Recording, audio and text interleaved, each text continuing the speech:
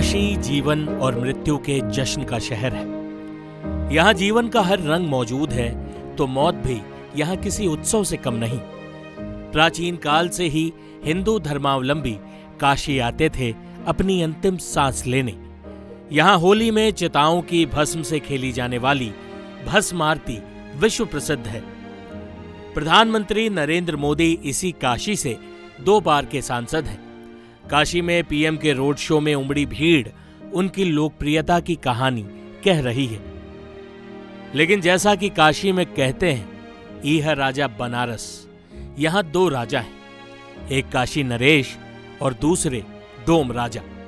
डोम राजा यानी शवों को अग्नि देने वाले समुदाय के मुखिया।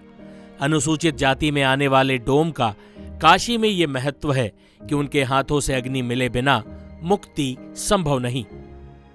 पीएम मोदी ने काशी से नामांकन करते वक्त तत्कालीन डोम राजा जगदीश चौधरी को भी अपना प्रस्तावक बनाया था। राम मंदिर की प्राण प्रतिष्ठा में भी डोम राजा के परिवार को न्योता मिला था। लेकिन जुलाई 2021 में डोम राजा जगदीश चौधरी का निधन हो गया, जिसके बाद मोदी सरकार ने उन्हें मरणोपरांत पद्मश्री सम्मान से नवाजा। जिस समय गंगा जी नहीं थी उस समय भगवान शिव और पार्वती जी साधु के भेष में आए थे। यहाँ पे एक कुंड है मनकनका घाट में, वहाँ पे स्नान करने के लिए उस समय 7 ब्राह्मण बैठते थे। तो उसमें से एक जब शिव पार्वती जी स्नान करने लगे तो पार्वती जी के कान का कुंडल गिर गया था। तो भगवान शिव एक ब्राह्मण को बोले कि इनको निकाल के दे दीजिए इनका कान का कुंडल। तो वो ब्राह्मण जो थे चोरी कर लिए थे, तो उनको भगवान शिव और पार्वती जी दोनों लोग मिलके चांडाल बोल दिए हैं। तो ये माफ़ी मांगने लगे कि भगवान आपने चांडाल कह दिया, हमको ब्राह्मण समाज में भी नहीं रखा जाएगा और कहीं पे भी नहीं रखा जाएगा। तो बताइए हम कैसे क्या करेंगे, कैसे खाएंगे पिएंगे, कैसे जिएंगे, कैसे रहेंगे। तो भगवान शिव ने बोला कि आज से आप 36 जात को अग्नि देने का कार्य करेंगे तो सबको मुक्ति देंगे, सबको मुक्ति मिलेगा, यही आपका महाकर्तव्य रहेगा। तभी से डोम जाति की एक नई पहचान हुई। पहले डोम जाति की जो स्थिति थी बहुत ही खराब थी। उस समय लोग नहीं पहचानते थे कि डोम जाति क्या है, डोम समाज के लोग कैसे रहते हैं, कैसे क्या करते हैं, इनका समाज में क्या योगदान है। कोई भी हम लोग को नहीं पूछता था, नहीं जानता था। लेकिन पद्मश्री का सम्मान जब से मामा जी को मिला तब से डोम जाति को लोग बहुत उच्च दर्जा देते हैं। बहुत से लोग आते हैं, पैर भी छूते हैं, मान सम्मान देते हैं, इज्जत देते हैं, अपने यहाँ निमंत्रण में बुलाते हैं, सम्मान के साथ ले जाते हैं, सम्मान के साथ लेकर आते हैं। तो पहले से मान सम्मान बहुत बढ़ा है। डोम राजा के सम्मान से पूरे समुदाय में खुशी की लहर है। लेकिन अब डोम राजा के पद पर बैठे हरिओम चौधरी ने पीएम मोदी से एक खास अपील की है। पीएम मोदी की तारीफ करते हुए भी डोम राजा हरिओम चौधरी की पीएम मोदी से एक खास मांग है। वो क्या है, खुद सुनिए डोम राजा हरिओम चौधरी की जुबानी। देखिए 2019 में हमारे पापा को चुनाव में उसे प्रस्ताव बनाया गया था। अब 5 साल में हमारे समाज को इतना इज्जत सम्मान मिला है। हम चाहते हैं कि 2024 में देखिए कल नामांकन मोदी जी कर रहे हैं। इससे 2019 में पापा का उस प्रस्ताव बनाए थे, हम चाहते हैं कि 2024 हमें बनाया जाए। आप डोम राजा हैं, आपका यहाँ किस तरह से काम रहता है, क्या पहचान है आपकी, आपके समाज की? देखिए भैया हमारी पहचान है कि हम लोग अग्नि देते हैं, 3600 जात को अग्नि देते हैं, उनको मुक्ति प्राप्त होता है। हम लोग अग्नि देते हैं तो सीधे शिव के चरणों में मुक्ति प्राप्त मिलता है, स्थान मिलता है।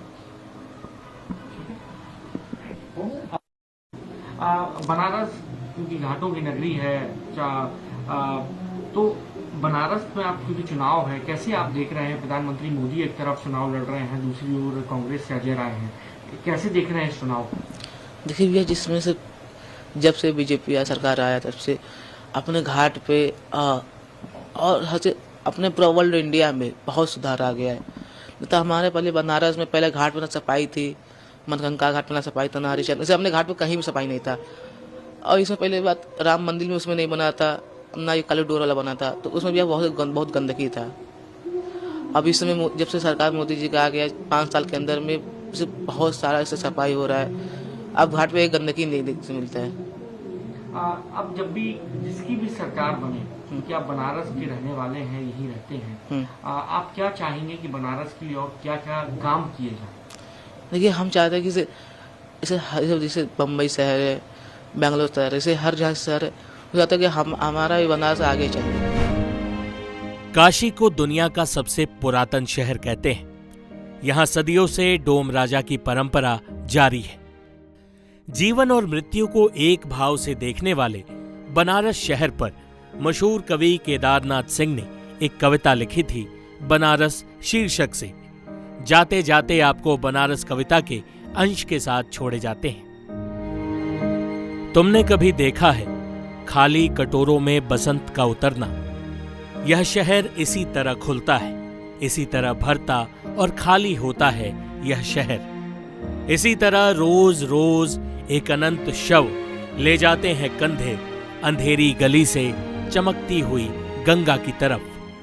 कभी सही सांझ बिना किसी सूचना के घुस जाओ इस शहर में, कभी आरती के आलोक में इसे अचानक देखो। अद्भुत है इसकी बनावट।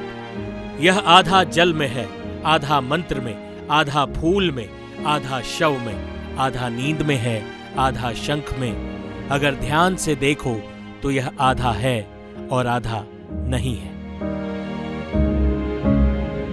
टाइम्स नाउ नव भारत डिजिटल की रिपोर्ट।